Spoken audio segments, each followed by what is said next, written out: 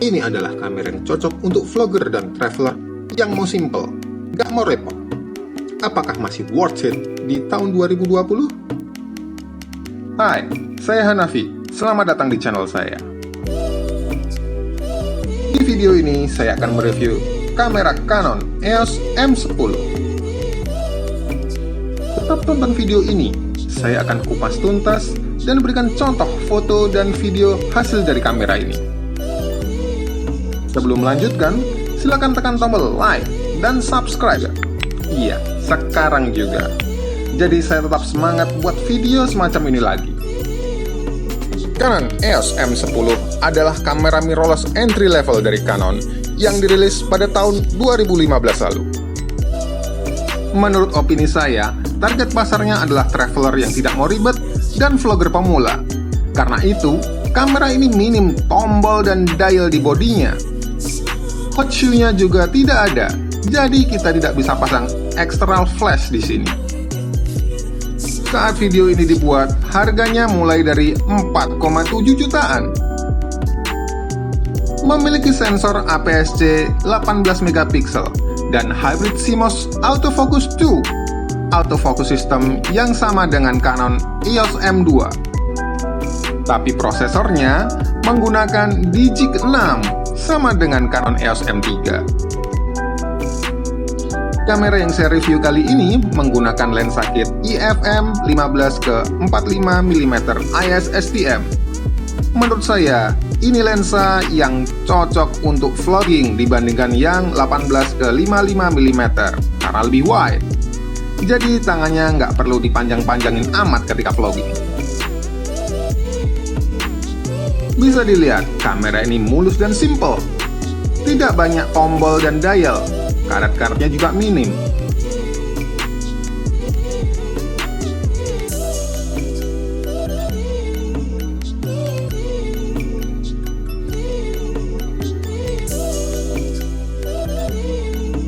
Di bagian atas ada tombol power dan mode kamera, foto, video manual exposure, dan auto. Shutter button dan quick dial ada di sini. Dan ini tombol untuk video recording.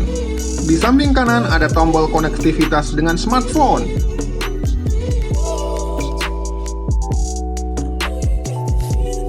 Di sisi kiri ada slot untuk memory card,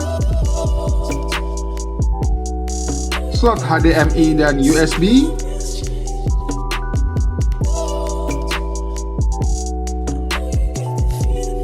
serta tombol pop-up flash internal.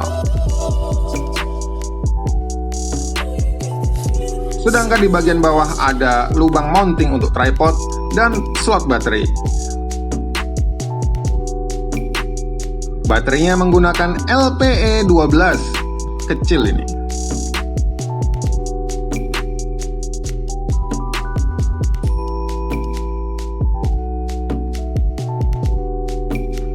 Sekarang di sisi belakang, skrinnya bisa di flip 180 derajat ke arah depan dengan engsel tunggal. Simple. Tombol menu, dial setting, dan tombol playback. Dan di bagian depan ini untuk rilis lensa. Sensornya langsung terlihat tanpa ada penutupnya. Seperti yang saya bilang sebelumnya, kamera ini simple. Kalau digenggam berasa pegang kamera pocket. Hampir tidak terasa karet grip sama sekali. Kelingking saya merasa jobless, nganggur, tidak ada pegangan.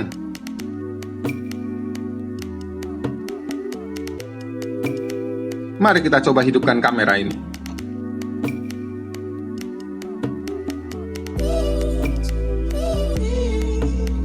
Karena minim tombol eksternal, artinya Myros menu dapat diakses melalui touchscreen. Cukup lengkap juga mode pemotretan dan videonya.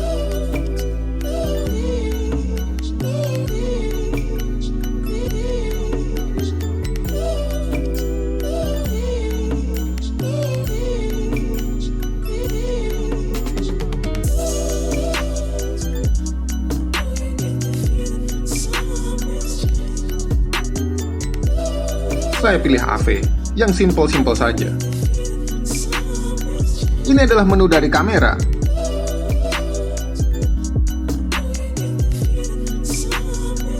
Secara image quality, kamera ini bisa shooting RAW.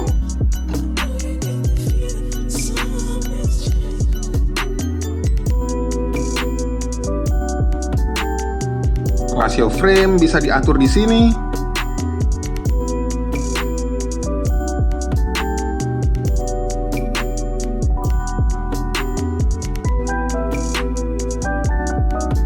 Di shooting information display, kita bisa setting tampilan grid dan histogram.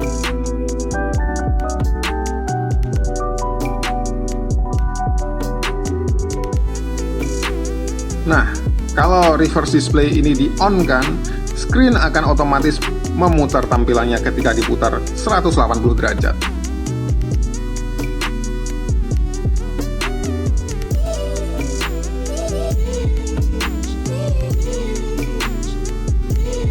Di tab kedua ada setting autofocus operation, one shot atau servo, autofocus method, one point atau tracking, continuous autofocus, mode fokus, mau auto, manual, atau dua-duanya,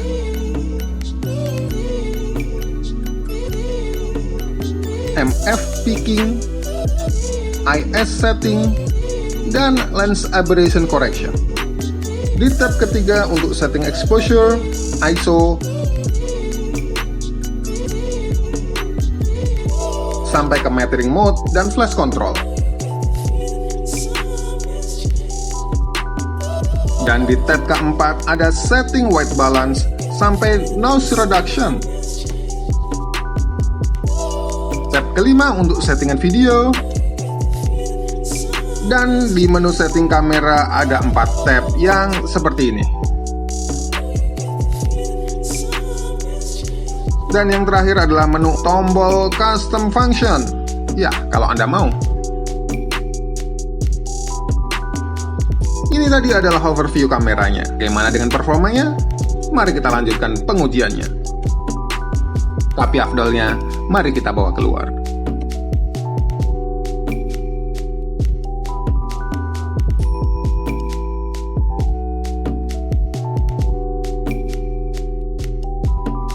Hasilnya di luar ruangan yang berlimpah cahaya sangat memuaskan, video ataupun foto.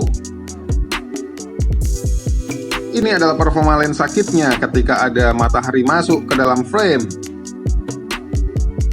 Ini adalah contoh hasil-hasil foto saya dengan Canon EOS M10 dan lensa kitnya.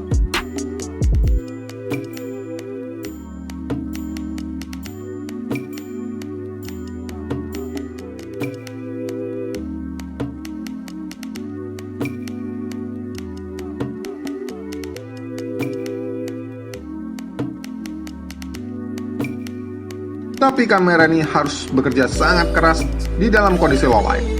Ini adalah footage ketika saya menggunakan Canon EOS M10 untuk mereview kamera lain. Autofokusnya menjadi hunting, padahal sudah masuk frame. Dan jika dipasangkan dengan lensa Yongnuo 50mm f1.8, suara autofokusnya yang berisik masuk ke mic cukup keras. Kesimpulannya adalah Canon EOS M10 merupakan kamera mirrorless entry level. Tidak ada hot shoes, minim karet-karet, tidak ribet, simple. Cocok untuk traveler dan vlogger pemula. Kamera ini sudah berumur 5 tahun dan sudah digantikan oleh EOS M100 yang juga sudah digantikan oleh EOS M200. Videonya bisa Full HD 1080 di 30 dan 24 frame per second. Ini sudah cukup memuaskan. Minusnya adalah performa low light-nya yang kurang. Terkesan murah dan licin karena material bodinya yang plastik. Burst rate yang 4,6 frame per second tidak cocok untuk foto action atau aerobatik. Apakah masih worth di 2020? Jawaban saya, ya. Ini adalah kamera yang solid untuk segmennya. Kalau budget Anda terbatas, ini adalah alternatif yang bagus. Demikian review saya, semoga berguna. Jangan lupa klik like dan subscribe ya. Terima kasih. Sampai jumpa.